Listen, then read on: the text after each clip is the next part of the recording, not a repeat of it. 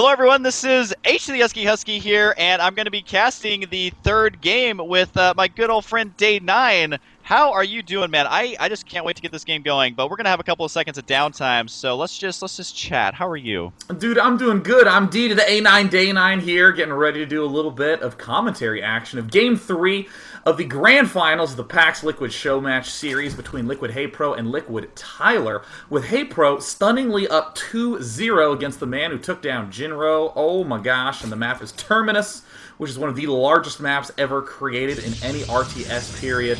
It's going to be big, long distances for both players to deal with.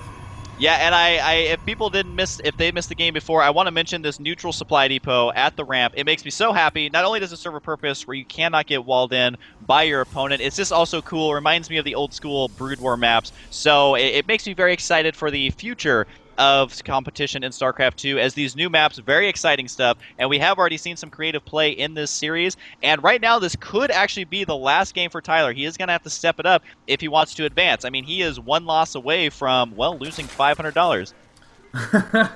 Hey, he's not going to lose $500, although that would be cool to get to the grand finals of a tournament, and the first place prize is taken from the other guy's pocket. That I think would be awesome. Yeah, there you go, man. That's how it should be. That would make the games much more intense. But for now, so far we've seen really good games. I've been super impressed by these Liquid players, definitely showing that they are some of the best players in the world. Haypro got to be grabbing his expansion right off the bat before his spawning pool. We do see Tyler doing some more chrono boosting, sending out as many probes as he can. Look at how low that energy is. If he was doing any sort of 4-gate or huge warp gate rush, he'd begin saving it around now.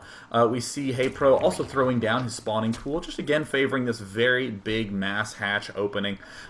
Curious to see if he will be taking that third base that is right off your natural expansion. It does have a rich Vespene geyser that does return 6 gas per trip, so that does give you a little bit of a boosteroo.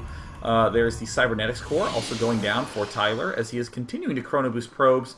Nothing out of the ordinary. Everything is well and good in the world. I'm so happy, Mike.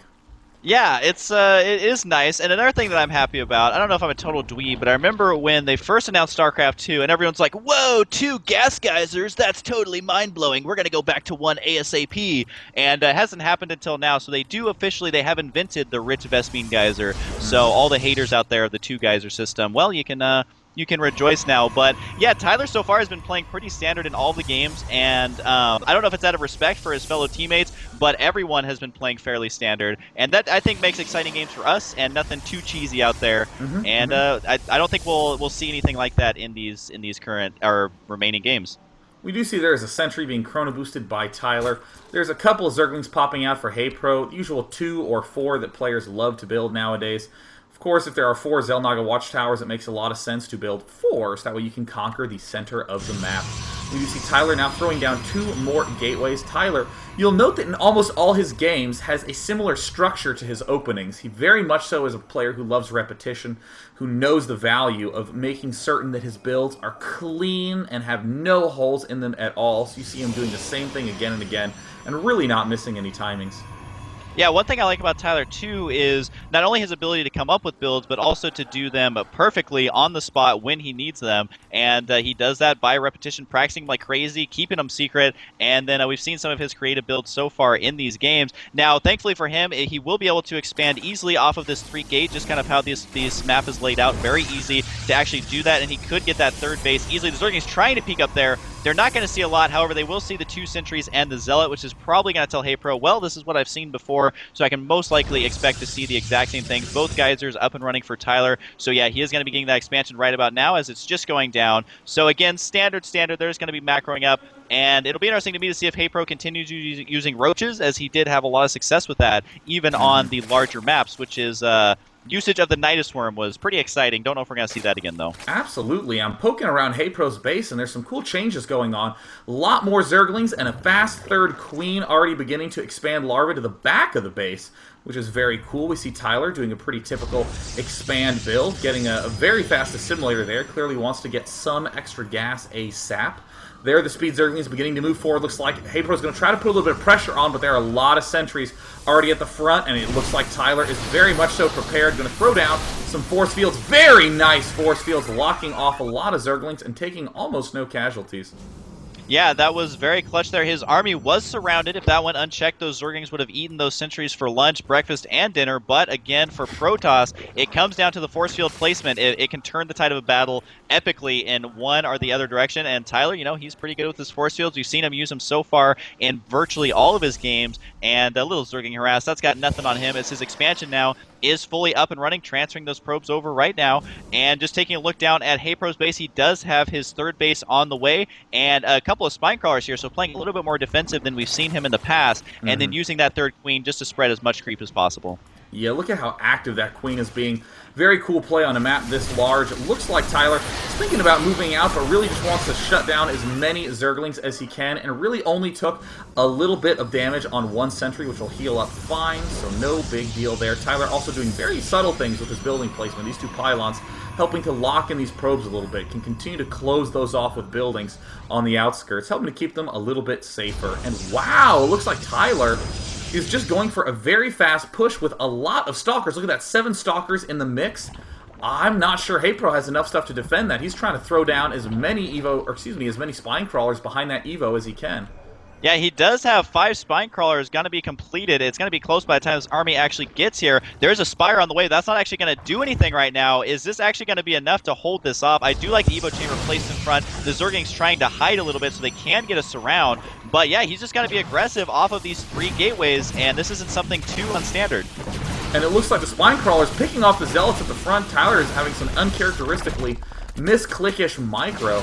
Now he's running back from those Broodlings that generally don't really do too much damage, but can help swing little tide of battle. Haypro is actually quite far behind Tyler in the food count, but that's no big deal because we do see that Haypro is saving up to get that Spire. And oh, look at this, back in the base, we see that there is a Stargate getting produced for Tyler. Very cool stuff, and some more Zealots coming out. Is Tyler really going to push right now?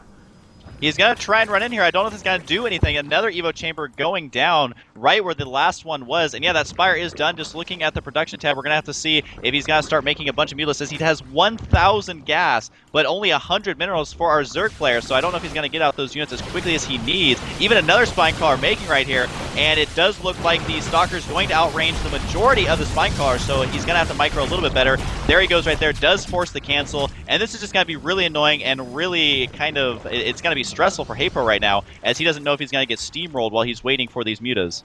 There now is that Stargate getting done. Tyler likely going to begin building a Void Ray to help bust through that Spine Crawler push, but no! He's actually just going to go ahead and try to dart in there with these forces, making nothing but Zealots to absorb the damage. Look at those brilliant force fields. There are not that many Spine Crawlers left, just 6 remaining. Does he have any queens that have any transfuses left? One almost has 1 transfuse. He's bringing more Zealots in, though. And there are the force fields to lock those queens in. An amazing timing push by Tyler. And now Haypro in a lot of trouble. The Mutalisks have just popped. Stalkers and sentries dealing damage, taking down those Mutalisks very quickly. And now the drones are the only thing that stand between Tyler and these Spine Crawlers. And Tyler is just loving the position he's in right now.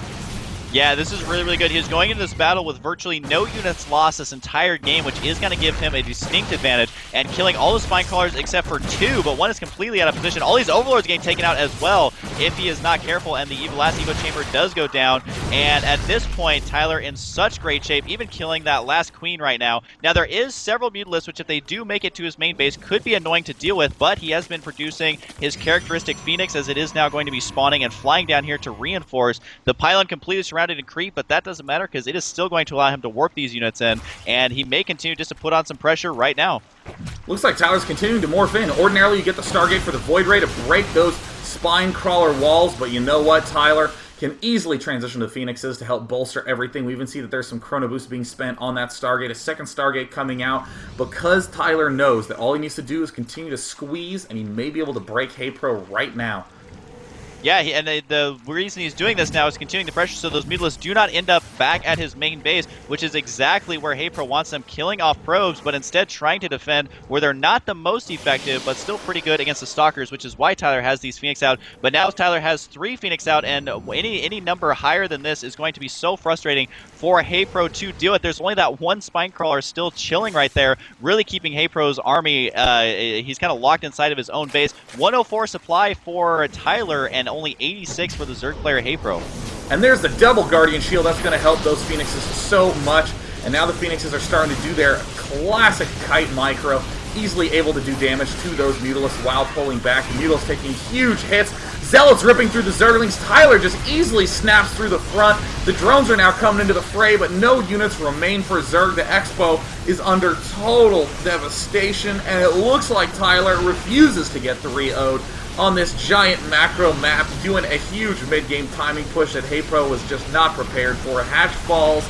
Haypro trying to build anything he can, but I don't think it will be enough. There's the good game. So that does mean that Liquid Tyler has brought the series to 1-2, but he still has quite an uphill battle if he wants to be able to win that $500 prize. Don't go anywhere. Let's find out what happens in Game 4.